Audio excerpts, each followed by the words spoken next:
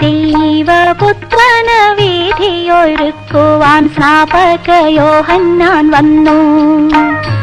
ആയിരമായിരമാലംബഹീനരെ ജ്ഞാന സ്നാനം ചെയ്യിച്ചു. ദൈവപുത്രന് വീഥിയൊരുക്കുവാൻ സ്നാപക യോഹന്നാൻ വന്നു.